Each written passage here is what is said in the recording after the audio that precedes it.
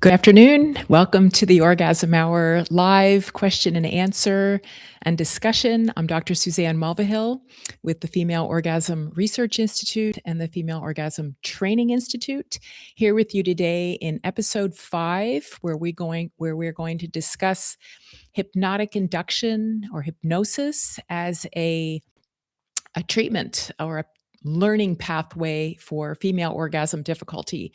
And some of the research also has some treatments for men for impotence. So we will also be discussing, since it's in the research already, then we'll go over some of the research for men because half of my audience, thank you, gentlemen, are men. So let's get into it. The first thing I'm going to want to talk about today is what is hypnosis? For those of you who may have heard about it, or I once saw it at the South County Fair in Palm Beach County, where interestingly we had uh, this guy would get people up on stage and apparently didn't know they were up there. And it's often been used in kind of a comical kind of way that it hasn't been, I would say, been taken seriously. But I can tell you that the research goes back to 1951 that we're going to look at about hypnosis actually helping women with a term that they had then called frigidity. Welcome. So, our first, let's take a look first. I'd love to share with you the actual research and the actual paper, like bringing the research to the public versus having it sit in the science. And I want to share with you first what is the definition. So, let's first look at this. Let's see, definition. Let's see, entire screen. And I want to share this page here. Okay, so this particular, I'm going to make it bigger so you can see it. So we can first, for those of you that are coming on, welcome. We're going to first go over the definition of what hypnosis actually is. And this is a paper, research paper that was published in 2015. They've from the American Psychological Association on the definition of hypnosis, you can see here. And as we go through here, we're going to scroll through. I've gone through the papers that we're looking at already and highlighted where we need to go. But you're going to see in here, the definition has changed. Here you can see it has both historical roots and support from contemporary clinical applications and research. It talks about going back here. You can see to 1785 to 1860. The research goes way back. Interestingly, here we see that the term hypnotism was from a Greek word, hypnos, for, let's see what else it says here, for sleep. Originally, in 1853, hypnosis was used for sleep. And it says later, they realized that during hypnosis, his patients were not asleep and concluded that concentrated attention and prolonged absorption were involved. Now, why is that important? Let me tell you, that word absorption, for those of you that may have participated in previous discussions that I've had or Q&As, my research, not just my research, but the research talks about orgasm for women needing, actually it's Louis Schwartz, a paper from 1994, where he talked about women needing to be in a state of absorption more than men to orgasm. So when you see here that they realized in the 1800s that patients weren't asleep and that their concentrated attention and their prolonged absorption, both of those are necessary for a female orgasm. And they may be necessary for men too, but we already know that women have in the Diagnostic and Statistical Manual of Mental Disorders, it states that up to 72% of women have orgasm difficulty. So attention and absorption are critical. So it says here, since this time in the 1850s, obviously a number of definitions have observed, and the one that has remained widely agreed upon is elusive. But we're going to go down to This paper goes it's well, this paper goes on and on, but I wanna go down to the actual definition of where we are. Here you see there was a 1993 definition of hypnosis, that was approved by the committee, and then we're gonna go to page 5, 2003 definition of hypnosis, and let's see what the current definition is. Here we go. Hypnosis, and we're going to go through this. Hypnosis typically involves an introduction to the procedure during which the subject is told that suggestions for imaginative experiences will be presented.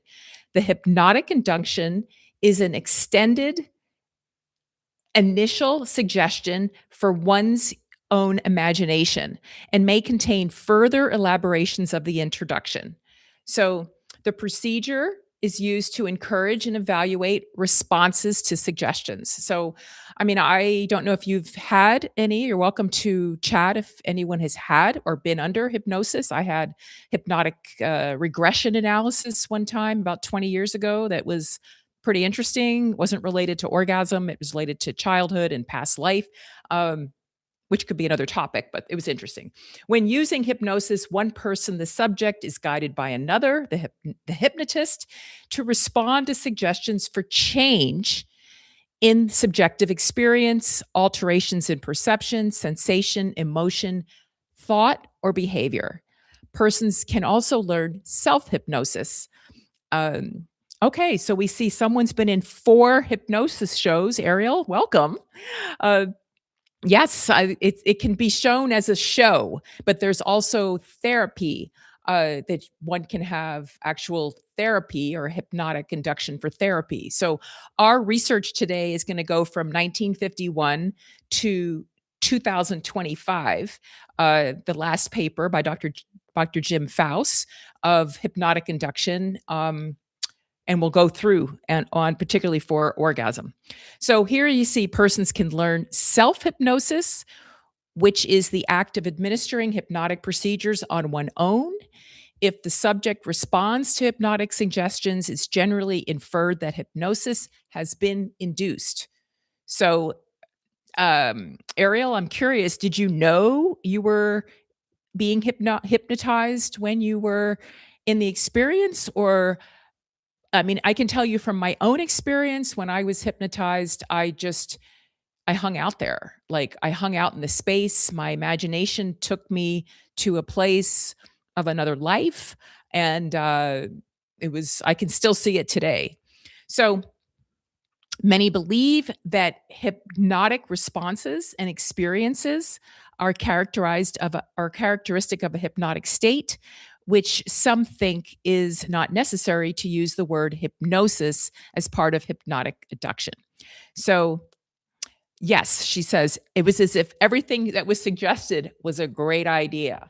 So, think about this. I mean, this is about hypnotic induction for orgasmic response, and that in the papers we're going to look at how history has used hypnosis to help women overcome blocks that often are from repression from childhood, and sexuality, repressed sexuality, or culture, you know. So okay, so this basically then they advance the definition. um, you can see in this, they revised it again, and here they say, it's the short version: hypnosis is a state of consciousness. So technically, an altered state of consciousness that involves focused attention and reduced peripheral awareness. We're not aware really of what's going on around us. Also, very similar to being in an orgasmic state. We hang out there. It's characterized by an enhanced capacity for response to suggestion. So, we know that smoking cessation, people quit smoking, for example, and hypnosis has been used quite successfully for people who have quit smoking and quit other things as well. But I mean, smoking is one thing that we know that it's used for. And then the quick word of what hypnotic induction is: a procedure designed to induce hypnosis. Hypnotizability, this is important because this determines whether someone can be hypnotized or not. An individual's ability to experience suggested alterations in physiology, sensations, emotions, thoughts, or behavior during hypnosis.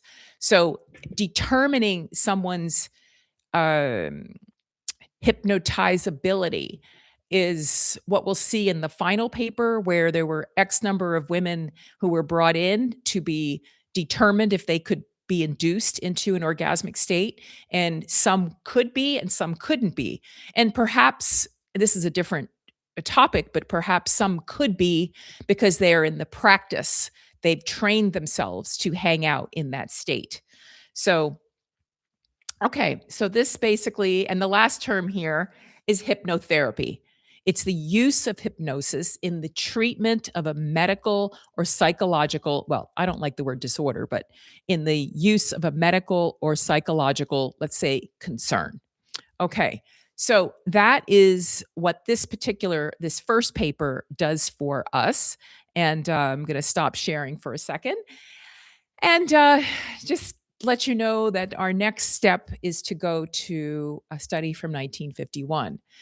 Um, I want to tell you that I first discovered this topic, for example, came about because while I was doing my dissertation research on, well, it was on cannabis as a treatment for female orgasm difficulty.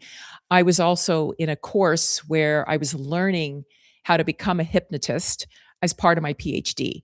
So we would be hypnotizing each other, you know, and this was during COVID. So, um, we weren't getting together in a room. We were actually all on the telephone together. And my teacher, Dr. Batista, down in Miami, who I just was in touch with actually yesterday, letting her know about this because she practices hypnosis with sex therapy, and asked her, "Have you had success in treating women with orgasm difficulty with hypnosis?" And she said yes, and they have to do some. She said yes, and then explained kind of what needs to be evaluated when a woman is being when she's using hypnosis to help elicit an orgasmic response in a woman. And it's not necessarily that she's doing it to elicit it I don't think. But I think when women go, meaning it's not in her office that they're having this experience. I think she hypnotizes them, and then when they have sex with their partners, or if they have sex by themselves, then they're able to notice that the blocks have been released from their psychology, from their mind, from their body. So let's call this is one of the orgasm learning pathways. So I have a research paper that's in peer review, so I can't say a whole lot about it, but I can tell you that many women who have orgasm difficulty want an immediate result, and they expect an immediate result. And that lack of that expectation creates so much pressure, which is actually what the show is for next week, about how to relieve the pressure that one puts on themselves and one puts on the partner often puts the pressure on, whether they know it or not, by saying, "Oh, I can get you to orgasm." And one woman talked recently about how that creates pressure for her.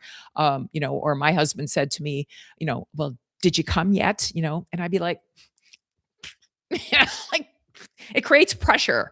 Orgasm and pressure don't go together very well. So let's take a look at this first paper. So this paper that I'm going to share next is from 1951. And what I find fascinating about this paper is I'm going to show you page one first, but this is page two, and I'm going to make it a little bit bigger so you can really see it well. Let's go to page one. Now, you have to keep in mind in the 1950s, um, this woman is in a state of hypnotism, right? And look what she's wearing, 19, and today she's wearing a pearl necklace, she's wearing a dress, hair done differently than the way we do our hair today. The gentleman is wearing a suit. Magazine back in the 1950s, there's an article from Time magazine about the sexually frigid women. Now, we don't use, fortunately, that term frigidity any longer. But these articles back from the 50s to around the 70s are going to use the term, as you see, hypnotism and sexual frigidity in women. And it's just unfortunately, our society has evolved um, with with terms like that. So this is hypnotism and sexual, what was called sexual frigidity as in women. And it says here that psychoanalysis, now mind you, psychoanalysis was something that came from Freud. And it says here that it had advanced so many speculative hypotheses to account for frigidity in women that almost any etiology of a neurosis can be fitted to meet that concept. So let's just go where I've already highlighted. Yeah, and here he goes mentioning Freud, right? I mean, one of these days I'm gonna do a show about Freud and how much damage he did to women. Uh, in fact, it's in my book, Excavate London, that I'm working on right now with the Freud Museum in London, but a separate topic. Um, okay, so let's just see. Hypnotism, here you can see, can help the sexually uh, again, excuse the terminology that they were using.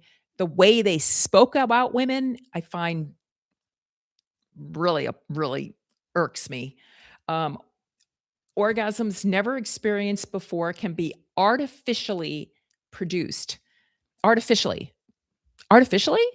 Now that's an interesting word, that orgasm can be artificially induced. What they meant by that, let me just tell you what they meant by artificially induced.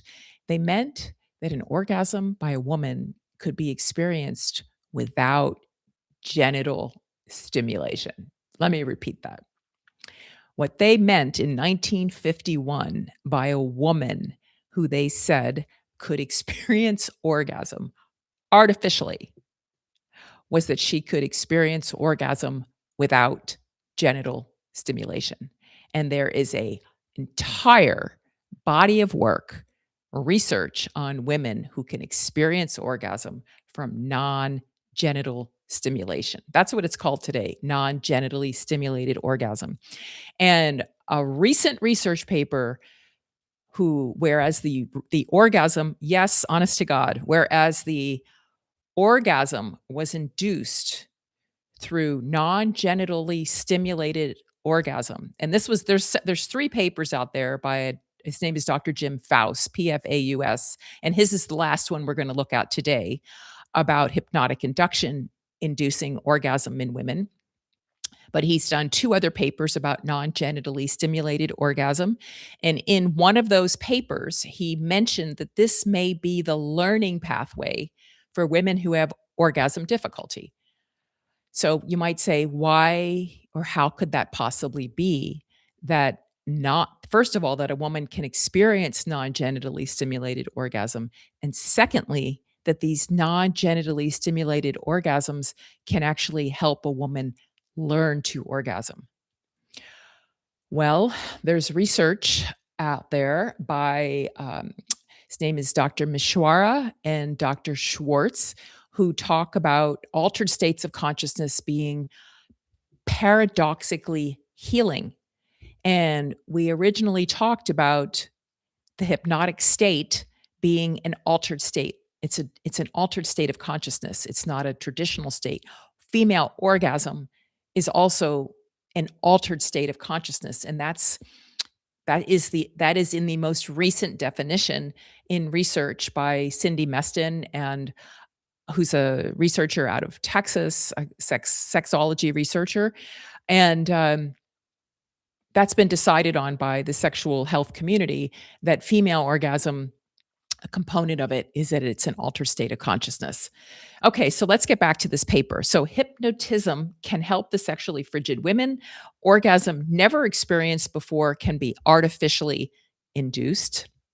Love that. Many frigid women compensate for their feelings of inadequacy by decrying orgasms as unnecessary. It should not be thought that the author believes that re education should not be attempted along with the artificially induced orgasm. I mean, I just love this artificially induced. I mean, because we count it as a real orgasm today. Uh, And the research shows that non-genitally stimulated orgasm, Barry Komisarek out of Rutgers University, Dr. Barry Komisarek, Dr. Beverly Whipple, Dr. Nan Weiss, they've all put evaluated with fMRI, put women inside of an fMRI, and women have been able to have non-genitally stimulated orgasms that are equivalent in the brain to genitally stimulated. So just keep this in mind, ladies and gentlemen, that this is the way where the science is going uh, in recognizing orgasmic states and both genitally and non-genitally stimulated orgasm and orgasmic learning pathways. Just like the brain has to learn how to, I was talking about this recently, are if we right now, if I wanted a cup, I don't have a cup of coffee here, but if I wanted a cup of coffee, I could literally make instant coffee, put it in the microwave, and it would be done in about a minute. And I find that that is kind of how women expect their orgasm to show up in their lives is put it in the microwave, have an orgasm. Unless you've sensitized your body and your nervous system to have orgasm that way, it's probably not gonna happen in the microwave fashion. It's going to take practice, just as if you were going to be running a mile or learning how to swim a mile. It's not gonna happen the first time. So, part of this shift in helping women overcome orgasm difficulty is also to develop a mindset of learning how to orgasmic learning versus orgasmic expecting. So here the technique for inducing orgasm under hypnosis, I'm on this button right here. The technique for inducing orgasm under hypnosis has been gradually improved. Mind you, this paper is written in 1951. Originally, it was believed that only I can't even pronounce that word. Somnambulists could attain orgasm satisfaction through hypnotic suggestion, but modification of technique has permitted even the lightest hypnotic state to be effective. However, most hypnotists agree there's nothing like a somnambule. I got to look that word up. I don't know if anybody knows what that word means.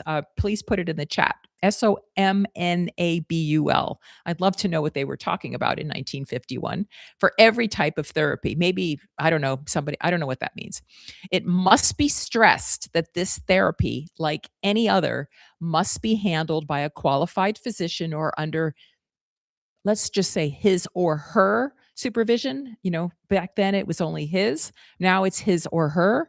Both techniques and methods are extremely success can only be assured if the practitioner is thoroughly versed in the methods and proceeds with the utmost. So that's 1951 research on we're going to I don't have to close that one. I'm going to just return to you for a moment here. And thanks for being here. For those that might have signed in, we're the Orgasm Hour live Q&A today, talking about hypnotic induction as an orgasmic learning pathway and how women can use hypnotic induction as a pathway and be trained in it. So our next piece of research is going to be from 1963. And this is similar. Again, the title of frigidity was still hanging around in 1963. I hope you can hear me. I don't see my microphone going on and off, but I do hope that you can hear me okay. Sleepwalking. Okay. Yes, that is a form. Yes, yes, yes. And I'm assuming, Ariel, you can hear me if you're here, because my microphone isn't going up and down. And last week I had a problem with my mic. If you can't hear me, tell me. If you can hear me, I'm assuming that you can. Okay. So, excuse me. My next screen is going to be from a study from, again, 1963. And here again, it's called Hypnotherapy in Frigidity. It was by an MD. And this research paper I have already noted in 1963. Hypnotherapy was used. Here we go. Oop. I just want to be able so that you can see it. Hypnotherapy was used as the method of treatment in 76 cases of frigidity, with 72 of them showing rather dramatic improvement. Now, I'm going to repeat that. And the reason I'm going to repeat it, because we're going to notice that hypnotherapy is no longer being evaluated when researchers are looking at the treatments for female orgasm difficulty or disorder, how it kind of dropped out as a treatment. Okay, thank you. I'm glad you can hear me. Thank you. Thank you. And there is a delay, just so you know, in the texting, there is a delay on the chat, but I'm glad you can hear me. So we're going to talk about that too. That from 83, it was still listed as a very good treatment. There's one of the next papers we're going to take a look at in 83. And by 1997, there was a paper by Hyman and Meston evaluating the treatments, the validated treatments for female and male sexual dysfunction. And I don't recall it being in there. And then when it was reviewed again in 2021 by a woman named Marchand, we'll look at her research. It's not in there at all. So how did this treatment, hypnotherapy, was used as the method of treatment in 76 cases of frigidity, with 72 of them showing rather dramatic improvement? I mean, that is significant. There are right now, 0 validated treatments for the largest group of women who have orgasm difficulty, and that is women who have difficulty orgasming during partnered sex. And more often, it's women who have difficulty orgasming in a heterosexual relationship, because women in same-sex relationships have more orgasms. That's in the research. So this was like a 90% success rate with hypnosis. Okay, so let's take a look. If there's anything else in here that I highlighted that we want to take a look at here. So this is interesting. Aldrich, this gentleman named Aldrich, did some other research about cannabis in tantric cannabis in ancient times. This is research now from 63. He states that sexual difficulties often accompany marital problems, but are usually the result. That's important. They're the result rather than the cause of a disturbed interpersonal relationship. I often used to think when I was married that my orgasm was like a barometer of how the relationship was going. That if I could orgasm, then okay, things are going okay, right? But if I couldn't orgasm, then there was something that unconsciously, I don't know if any one of you have ever dealt with that, where it was like, okay, it's like a barometer, like, and I used it in some ineffective ways, like being upset with my husband, and don't not to use our orgasm as a way to control or anything like that. But I think it's important that he said this back in 1963, that they're the result rather than the cause. And a few appear in isolated form that respond to educational techniques. But he goes on to talk about more about what sexual problems are. Sexual frigidity often results in marriage infidelity. So here you have, okay, you have a problem going on in the relationship, right? The woman can't orgasm as a result of it, mainly because she doesn't feel safe, right? That's usually what's going on. I mean, safety, if there's a lack of safety in the relationship, you can kind of forget. The brain is going to be focused on other things. It's not going to let her let go. So then it ends up in infidelity. So anyway, this goes on. Frigidity is one of the sources from which stem divorce. I mean, we know that, right? That some problems and sexual problems actually can cause divorce or be a result of divorce. And things a lot. I mean, we're talking about 60 years ago. It hasn't changed a whole lot. Let's move to this next study. This is by Alexander in 1974. And this study reviewed both, let me make it a little bigger here. This looked at both male and female. So, and they looked at the combination of psychotherapy aided by hypnosis, because sometimes you're going to find a therapist who also has is also experienced as as a psychotherapist, where they can look at both. They can look at the therapy side, and they can use hypnotherapy as part of the treatment. So this paper goes on to talk about, like I said, both anorgasmia in women and impotency in men. And the case first was a male, 30 years old, suffering from primary impotency. His only sexual satisfaction had been obtained by masturbation. And he talks about some failed sexual intercourse attempts. And during his first, here we are here, during his first hypnotic session, in response to relive the most miserable day of his life, he envisioned the following scene at age 7: a little child in my room, screaming, parents having a fight, doors slamming. I'm in the dark room alone. I don't know. I can't remember. Isn't it interesting? Took him right back to childhood. And his problem went right back to childhood. So that's often where it stems. His mother, well, my mother, he says, I can't remember whether my mother came into the room crying or whether I found her on the sofa the next day in the living room. I was shocked that that could be done to a woman by a man who was so wonderful on Sundays. So this young man ended up with inability to have intercourse with women, and it went back to this childhood experience about how his dad mistreated his mother as a child. So he was given the suggestion in his hypnotic state, no pain lasts forever. Gives me the chills, actually. And the rain on sunshine, after the rain on sunshine, sometimes it even makes me cry, because I get so into this, right? And it's just, I can feel these people's feelings, even though these papers were written 50 years ago.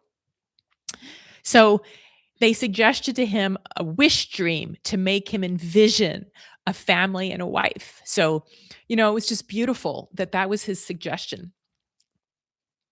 So it goes on to talk about his story, and he was concerned here with performance is the enemy of sex in the male. Concerned with pleasing is the enemy of sex in the female. So men who have this need to perform and women who have the need to please their partners. And I will tell you, in a study in 2017 in Finland, a longitudinal study, which I have reviewed on this channel, called The Determinants of Female Orgasm by Osmo Kontula and Meitinen. It's Meitinen and Kontula. They found they couldn't understand in their determinants of female orgasm why the woman was focused more on the partner's pleasure than their own. And here we see it in 1974, the same exact thing. Concern with pleasing is the enemy of sex in the female. Concern with performance is the enemy of sex in the male. And I'm just grateful that they have both male and female in the same sentence. So here you see here, it says, he goes for 2 weeks. He reported improvements. I must say, I found myself quite remarkable. I guess this was after he had sex. He was aroused immediately, maintained his erection each time, and was more satisfied than ever before. So, gentlemen who are half my audience, it's not about performance. Like, women have talked about how her boyfriend put the lube on and started jackhammering away. That's not that's not what she really wanted. And another woman who let her boyfriend be inside of her and have his orgasm while she withstood pain. That's not the way. It's not going to work for women to have sex like that. So women also need to learn to use their voice and say, you know, no, we're not putting a lube on yet. I'm not ready. Or no, we're going to have to stop right now. We need to stop. Like, it doesn't feel good for me. So that is critical. I mean, that is not necessarily related to hypnosis, but here you can see that he got free from a childhood memory, and he was trying to perform was the problem, and he got free from that. So we'll go right here. A month later, the patient reported further improvement, and he believed his treatment made a difference. In the sex act, he has lasted longer and she has had better orgasms. So I could go on to tell you that it became, Freud basically had said in the 1930s that women needed to image, it was immature. I hate even to repeat it, honestly, that, but we're still stuck with some of these old belief systems. And that's why he said she had better orgasms. And he means during penetration, because it was really important at this time that a woman was being able to orgasm through penetrative sex. And if she wasn't able to do that without stimulating her clitoris, which we now know in from the year like from the late 1990s, we can see the size of the clitoris. It's not the little group of nerve endings, the 8 to 10,000 group of nerve endings that we see when we pull back the hood. No, it's an entire structure inside the human body, the female body, that Freud didn't know about. So he made, again, I've talked about him making some serious issues, uh, serious effects on women that have really lasted a long time. It's that we're still affected by them. Okay, case 2, here we go. This is a 20, that's a male. We're gonna go to a woman here. Um, I may not have highlighted her. Let's see. Anorgasmia. Anyway, I might take you over to another topic. Maybe we just use this one for men, and then we'll go to another study. I'm gonna take you to another study. This is by, because this has a whole table in here of all of the research, and I'm gonna flip the page in a minute here, because this study in 1976, it's an overview of outcome on frigidity, treatment effects and effectiveness, and, here this was, this set of therapists reported frigid women. I mean, I don't even like the way they talk about them, right? Treated by psychoanalysis. The first was a young married woman. Um, she couldn't look, she was unable to experience vaginal orgasms during intercourse. Really?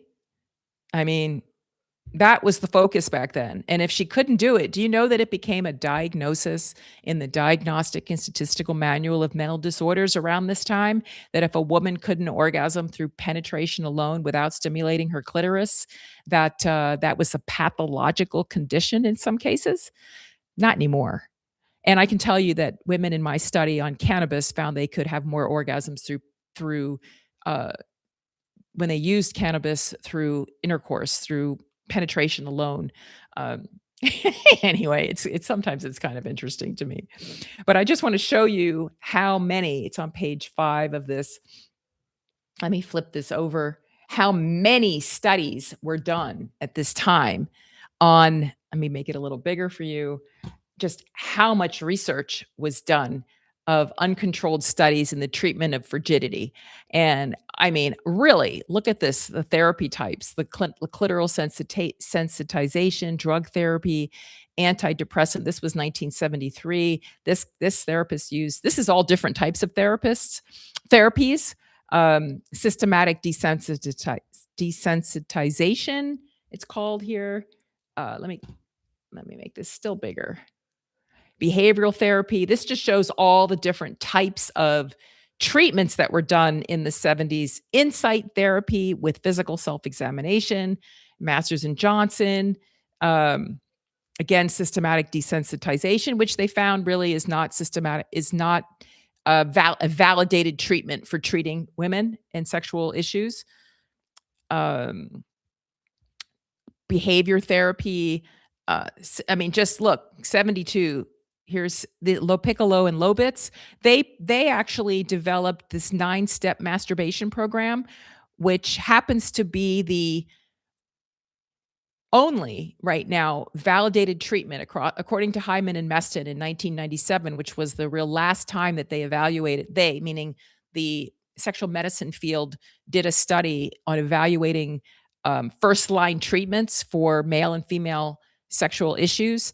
And Lopiccolo and Lobids developed what's called directed masturbation, and it's effective for anorgasmia. It's a 9-step masturbation program that is, of today, the only validated treatment for female sexual issues, and it's only for women, primarily for women who have never had an orgasm in their life. The rest of us, who, I mean, I myself struggled for like 30 years with orgasm difficulty, and it was actually cannabis after seeing four sex therapists over more than 30 years and dealing with feelings of sexual inadequacy and the shame and feeling like something was wrong with me. Really, I mean, like dealing with an imprint that I had to deal with, it was cannabis for me that set me free. But it doesn't mean that that's for everyone. There are other orgasmic learning pathways, and that's what this particular one is. So I want to keep going here. Okay, this is 1983. So if you remember, I was sharing about how um, hypnosis seemed to have here in the 80s it was listed. So here I'm going to look up the word hypnosis because you're going to see it, and YPNOSIS, hypnosis. Did I get it right? Yes. Okay, let me make this bigger. This is 1983. Now, this woman, Barbara Anderson, this paper is 33 pages. She did other paid papers on orgasmic dysfunction. Primary orgasmic dysfunction for women means they've never had an orgasm. Now, if you remember, we just saw for men, primary orgasmic dysfunction meant that he could orgasm from masturbation, but he couldn't orgasm through partnered sex. That was called secondary orgasmic disorder for women, where primary is a woman who's never had an orgasm, or it's also called anorgasmia or lifelong, which I don't like that word either. Uh, Female orgasmic disorder is how it's listed in the Diagnostic and Statistical Manual of Mental Disorders. It's listed as lifelong. It's not lifelong. I mean, they might have had it for their life, but it's not lifelong, meaning you can get rid of it. You can treat it, you can heal it, you can overcome it. So lifelong, I don't like that word. Just putting it out there as one who's in the field, I don't like the word lifelong. I don't think it's good for us to have a word called lifelong. Okay, so let's just take a look at what she says here. This is her abstract on primary orgasmic dysfunction, diagnostic considerations, and reviews of treatment. And what I want to point out in this paper is this line right here. Yeah, I don't like lifelong either. I think we need to make a vote. It's not lifelong. They might have had it their life, but it doesn't mean they're going to have it for the rest of their lives. And it's like a subliminal feeling, "Oh, I have lifelong," you know? No, you don't. No, it's an orgasm problem. It's actually, I'll just tell you real quick, the way I see orgasm function is similar to the function of sleep. A sleep function. Orgasm function, sleep function. And what I mean by that is we have it in our body, the ability to sleep. Some people have sleep disturbances and they have trouble sleeping, and they go to sleep clinics to improve their ability to sleep. Orgasm function, like sleep function, is something that's innate in our body. Our body has the ability to orgasm. What the problem is something is blocking it. Just like with sleep, with the function of sleep, if I'm working on my computer and then I go and lay down in my bed and try to go to sleep, I'm not going to be able to sleep probably for an hour. But if you have the right conditions for sleep, similar to creating the right conditions for orgasm, your body, the orgasmic state or like the sleep state will emerge. So that's what a lot of this is about, is unblocking the blocks and the imprints that many of us were imprinted in childhood or with religion or culture or how we're raised, that these blocks come on. Okay, so let's get back to this. 83, Barbara Anderson, University of Iowa. Here we go. She says the major treatment models: systematic desensitization, sensate focus, directed masturbation. You heard me mention that a moment ago with Piccolo, the conditions of orgasm. Yeah. I'm going to talk about that. It's actually, I'll give you the link after the show if you look at the determinants for female orgasm, that paper, I talked about that in my first or second show. and went specifically over that research paper from 2027. I'll see if I can put it up for you in the chat box. I'm just going to finish this sentence and I will put it in there. And we'll pull it up. Just one second. We'll pull it up because that's what we're here for. So, the major treatment models: systematic desensitization, sensate focus, directed masturbation, and hypnosis. Notice that? Hypnosis, the major treatment models in 1983, hypnosis was a major treatment model. They're presented and empirical support is reviewed. So I find that incredibly interesting that the major treatment models in 1983, hypnosis was in there. Now, I want to pull up, and first let me go back and actually show you what Ariel had requested, because this is a discussion and answer. I'm going to put it in the chat. It's called Determinants of Female Orgasm, Kontula and Meitinen. Let me pull this up, and I'm gonna read this out. We'll go ahead and stop sharing this screen. And I'm going to share this other screen with you, so you can see what they determined in this particular paper. And then we're going to go to the research paper in the 2021 paper, where somehow hypnosis isn't in there anymore. Okay, so this is a paper called Determinants of Female Orgasm, as I mentioned, Osmo Kontula and Nelly Meitinen. We can actually download a full free copy of it. It was in Finland, 5 national sex surveys. And, you can see there are thousands from 18 to 54 in 1971, 18 to 74 in 1992. So they looked at like 4 or 5 data sets from 1971 to 2015. And here are the results. It's very interesting. So the study, let me go back to what the objective was so you understand what the objective was. This study presents long-term trends and determinants of female orgasm in Finland.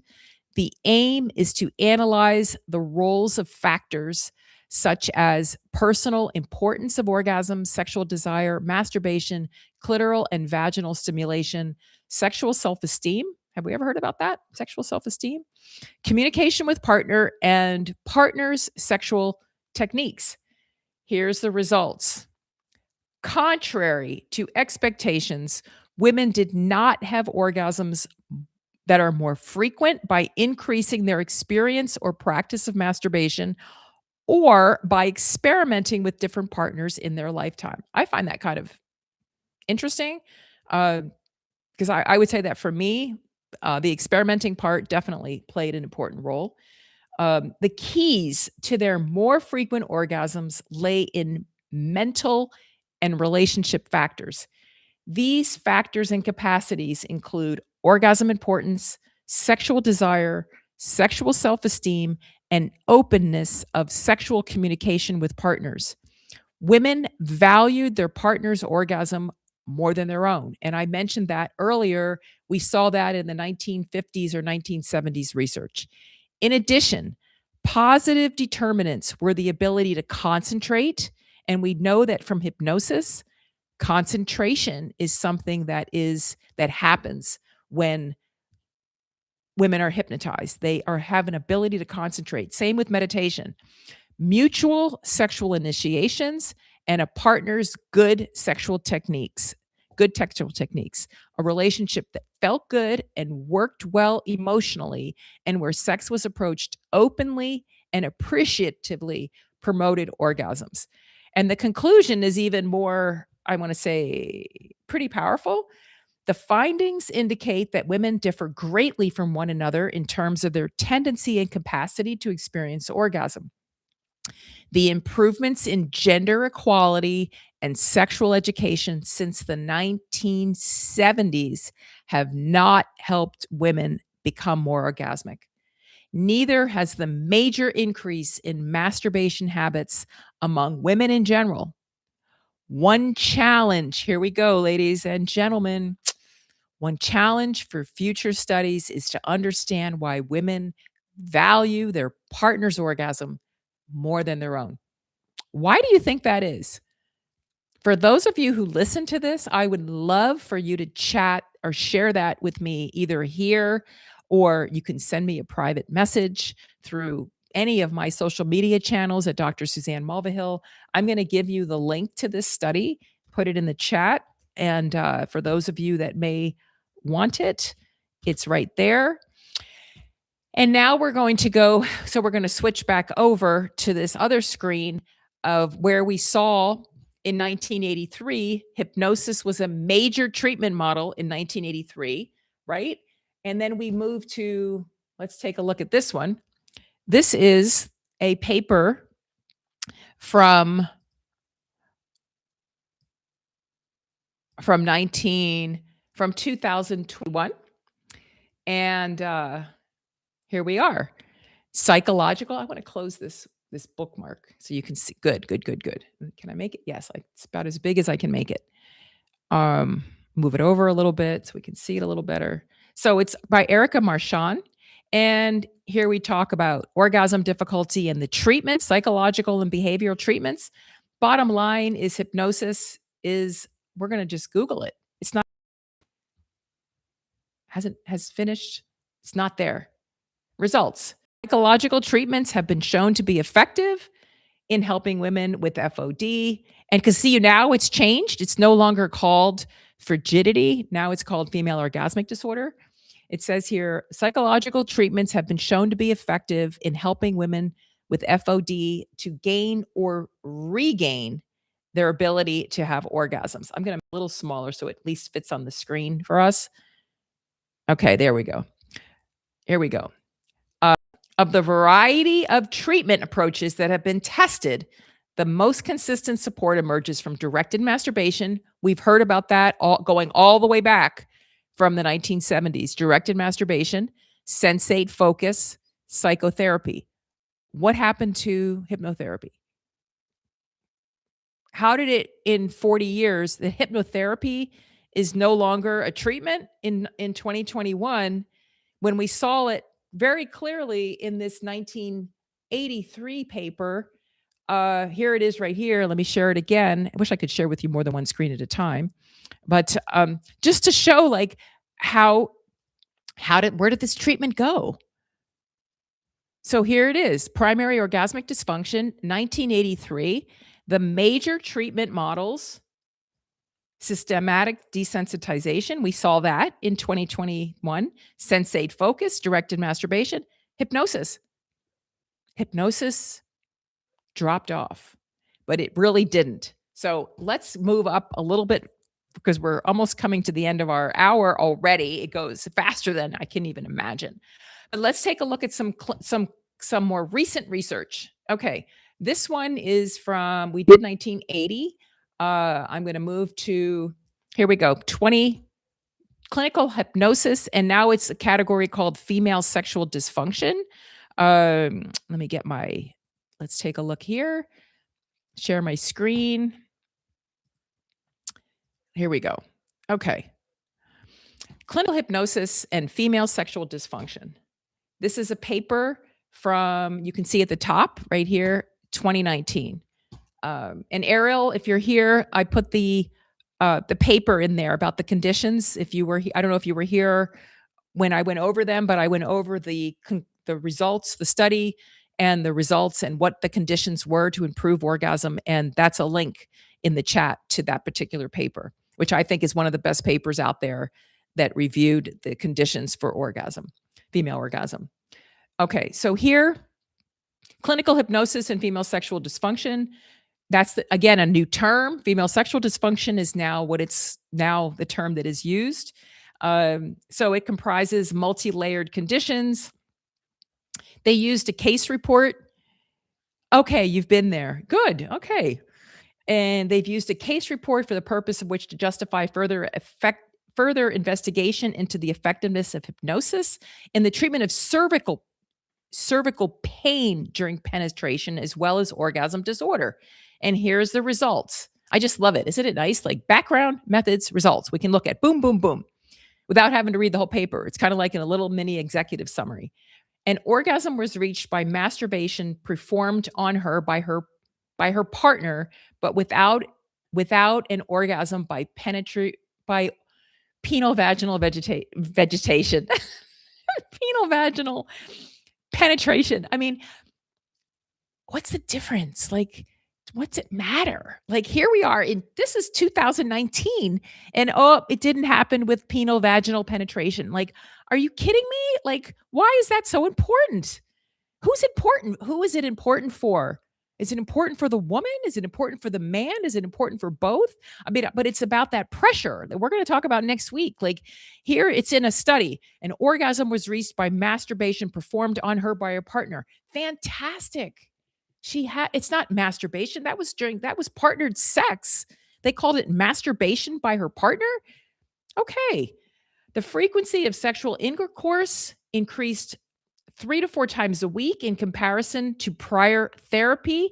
Okay, so here you see she went and had hypnotherapy and her I got to stop my emails from coming in when I'm talking to you. Prior to therapy, she would have sex twice a month. I guess we can call this hypnotic therapy.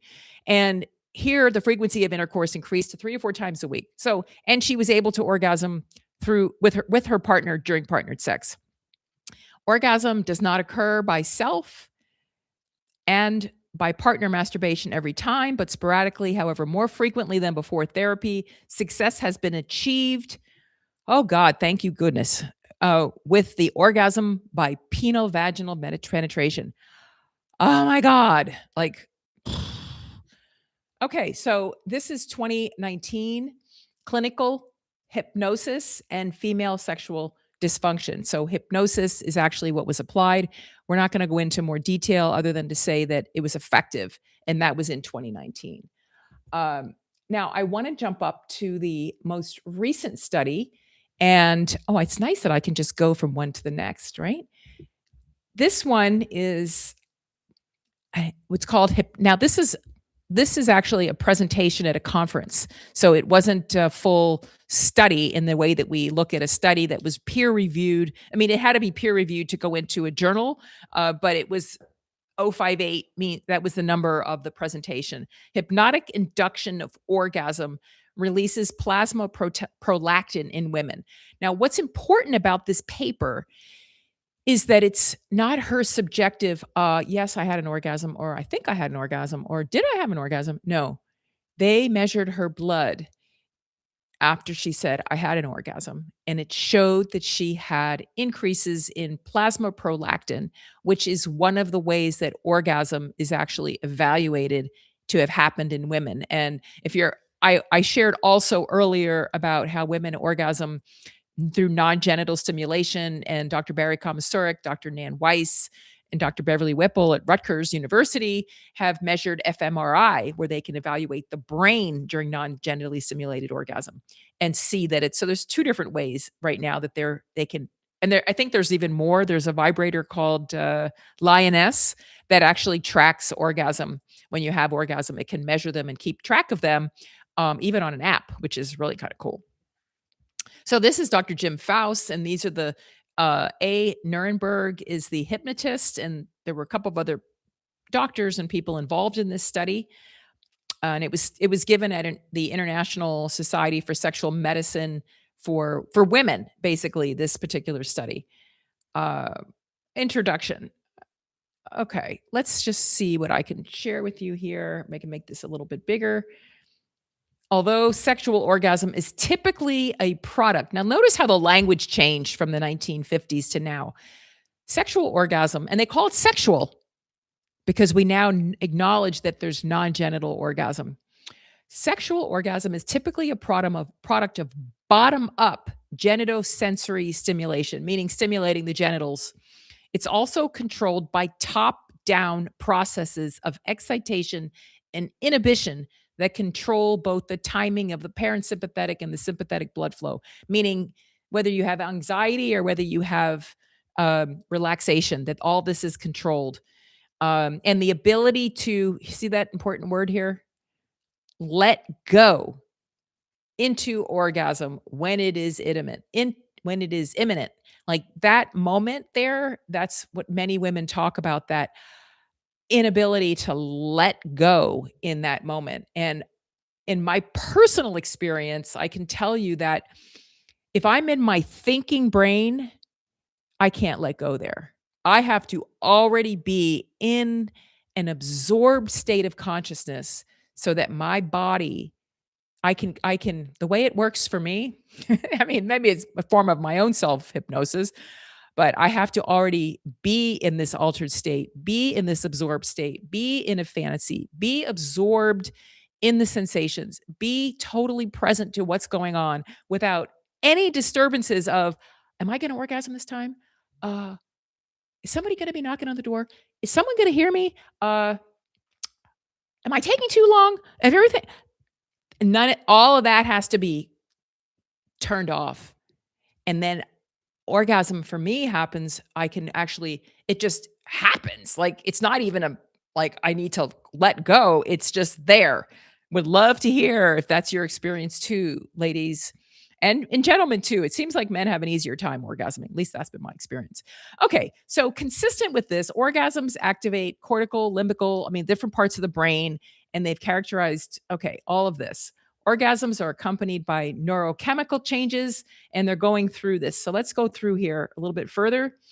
The objective of this study to examine whether orgasms induced by hypnotic suggestion are real. Are they real? They are accompanied in that are they accompanied by a prolactin surge, meaning that they're measured in the blood? And how are they rated afterward on subjective, affective, and domains of the orgasm rating scale? So that's one of the scales that is used to measure orgasm. Hypnotic induction of laughter was used as a control condition. So they basically they the control condition was they hypnotized, I believe, the same person, and then they would take her blood after laughter was after she was induced to have laughter and after she was induced to have orgasm, both through non-genitally stimulated and both while she was dressed. The method. Okay, blood was taken before and immediately after each condition. Okay, here it is in 5 healthy premenopausal women who were susceptible to hypnotic induction and were fully clothed. Remember we talked earlier about the susceptibility to hypnotic induction. So they had to screen them as if they capable? Were they I don't want to use the word capable. Um, would their brain allow them to be induced into a hypnotic state? And I don't know the scientific answer if people are or aren't, or if they can be trained to go into that. I don't know the answer. That's a someone hope maybe someone will comment about that after. In addition to prolactin, blood plasma was assayed for other types of LH and FSH. We didn't look at what that is. Okay, I want to go down here. Relative to orgasm induced by solo masturbation and partnered sex, hypnotic orgasm induction. This is so interesting showed the highest scores on the subjective and affective domain of this orgasm rating scale, but didn't differ in the evaluative domain. So, what does that actually mean? That relative to orgasms induced by solo masturbation and partnered sex. Okay, so they're comparing an orgasm induced by solo masturbation, an orgasm induced by partnered sex, and an orgasm induced by hypnotic induction. The highest scores, let's see, relative to orgasm induced by solo masturbation and partnered sex, hypnotic orgasm induction showed the highest scores on the subjective and affective domains, meaning it was fantastic. Like she had a great orgasm, right? Of this ORS, but it didn't differ in evaluating it. So I have to look at what this ORS, if you see here on the right, the ORS, solo partnered, this is what they're talking about, are these red bars on the left-hand side, how they rated their own sensory, here it is here, the ORS sensory domain. This is what we're talking about. Solo partnered hypnotic, they were almost the same in terms of how the woman rated it. The affective domain, solo partnered hypnotic was even greater. And then the evaluative domain, solo partner hypnotic, they were all pretty relative. So, there are even for those of you that may have I've checked and I've done them myself. You can go and find erotic hypnosis videos or audios, not videos. It's not about watching, it's about listening. Covering your eyes, making sure you're safe, and going into the putting I've done it like I said, I can go into this orgasmic state too with through hypnosis and through inducing it. So it's a learned skill, ladies. I mean, learning. And one of these days I'm going to do a show about there's a different different cultures where there's I learned about this when I was doing my PhD. There's a culture where the older women train the younger men on how to stimulate a woman to orgasm because female orgasm is very important in this one particular I don't remember, it was in Africa or one of the islands in the one of I have to look at where it actually was, but I was thinking about this the other day when I was doing my research. And also, there's a community in Indonesia, I think, where they build a sex hut for their. I'll find it and I'll show it to you. It's sex. It's called sex huts. They build a sex hut for their teenagers, for teenage daughters, and how different this is than our own Cambodian love huts. Here it is. It was done by National. I'll just show you this. I know we're going over.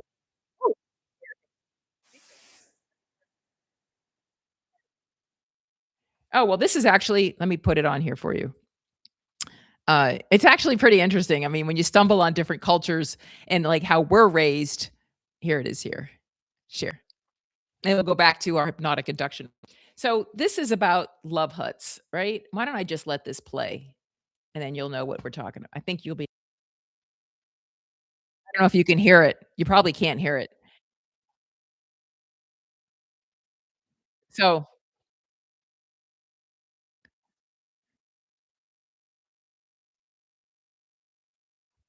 right?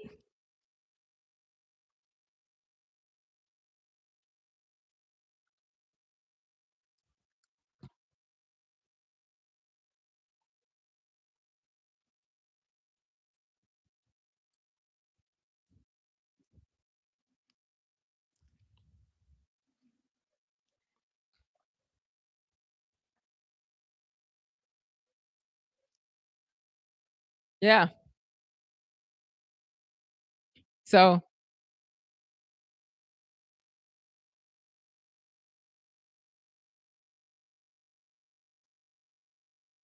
So, I don't know if you could hear me or not when I was sharing that, but the bottom line, look at 1.6 million views. Yeah, in the West, we have mobile love huts, they're called automobiles. But yeah, these there's a whole article about these Cambodian here it is, the love huts, and, they build them. This is the article, Cambodia love huts. It's called the Kreung tribe and their love huts. And, it'd be really fascinating. Yeah, I didn't think you could hear it. Thank you. That's why I stopped it because I didn't think you could hear it. But the Cambodia love huts, how different cultures value sex and sexuality and see it as important to a particular culture. And this in Cambodia, the fathers build the love huts for their teenage daughters so they can experiment. Now, I don't know what they do for birth control or to prevent STDs, but it's they have a powerful sense of what they're looking for. And you can see here, look at this.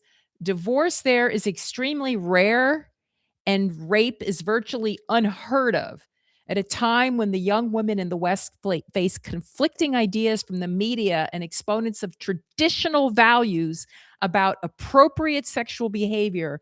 This tribe offers valuable insight into what happens when girls are trusted trusted to run their own love lives free from adult interference. I mean, I mean, I'm not talking about we're not looking at something from 1920 or the 1800s.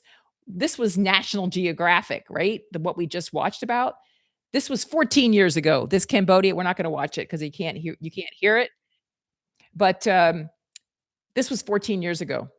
So, but the important thing about that is to realize that our culture, I mean, I think it's even worse now than when I was growing up. I mean, sex has been literally just extracted from our teachings, from our schools, from our culture. And then you've got, if you go to Becoming Orgasmic on the Reddit thread, there's 50,000 women.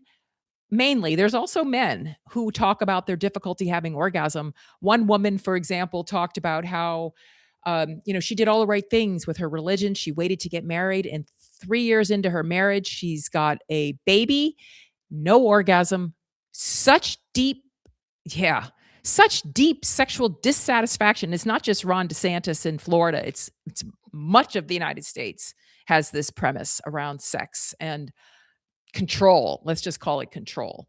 I never would have known that I was going to end up here as actually as a sex therapist or a sexologist. I'm a clinical sexologist, and I'm about to launch a 12-week training program with Dr. Janester Wilson King, who is an OBGYN and cannabis doctor in Florida, in Orlando, the Orlando area.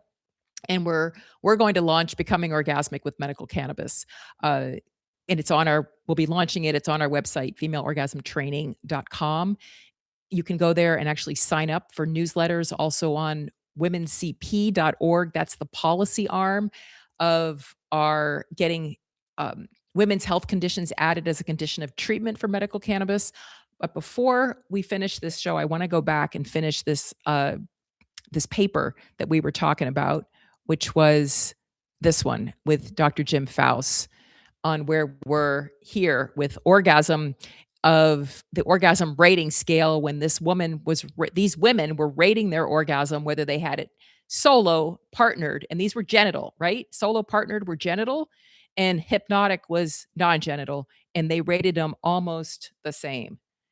So let's read the conclusion, because I think the conclusion is really interesting. Hypnotic orgasm induction appears to be real despite no direct genital stimulation. It is likely induced by top-down motor memory and pelvic floor stimulation of the pelvic nerves. Hypnotic orgasm induction offers, this is the most important line, I'm going to highlight just this one. Hypnotic orgasm induction offers therapeutic intervention for women with orgasm difficulties.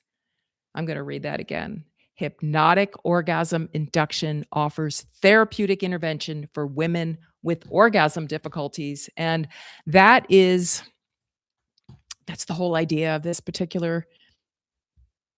hour with you, of the orgasm hour. I mean, we looked at research from 1951 and saw that was even not the beginning of women learning how to orgasm from hypnotic induction. And here in 2025, that research paper we were just looking at is from 2025, said that hypnotic orgasm induction offers therapeutic intervention for women with orgasm difficulties. So I am getting ready to launch with a hypnotist a treatment with training hypnotists who want to specialize in treating women with orgasm difficulties. So you can expect that being launched within the next 6 months, within the next 3 or 4 months. It's orgasmology.org.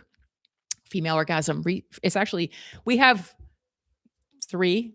We have Female Orgasm Research Institute. That's at femaleorgasmresearch.org.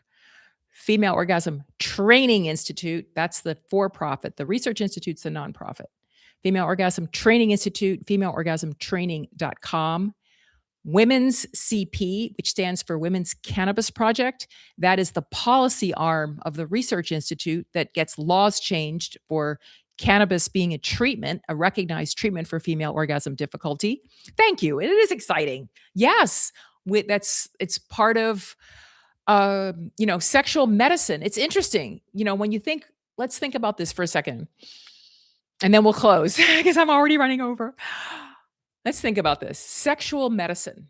That's when you think about the word sexual medicine, we think about genitals, right? Genitals equals sexual medicine. And we've been trying to solve sexual problems with the problem, for lack of a better word. Like my 30 plus years seeing sex therapists for my genitally stimulated orgasm problem did not solve it. It solved it learning how to how to go into an altered state of consciousness basically, which is also what hypnotic induction is. And these states all have that in common. These orgasm learning pathways, they have one thing in common. You know, from the Eagles song, those of you that might have listened to the Eagles song, Hotel California, they had one thing in common, they were good in bed. Well, our orgasm learning pathways have one thing in common. They alter consciousness. They alter consciousness. And cannabis is not the only one. Cannabis is one. We just learned hypnotic induction is another, and we're going to talk about the rest of them. But like I said, this paper is in peer review right now. And if we think of going back to sexual medicine, if these treatments are not related to the genitals, then where does this field, it's been fragmented, right? I mean, it's hypnosis is sitting on the outskirts of cannabis is sitting on the outskirts of treatments because they don't involve sexual medicine.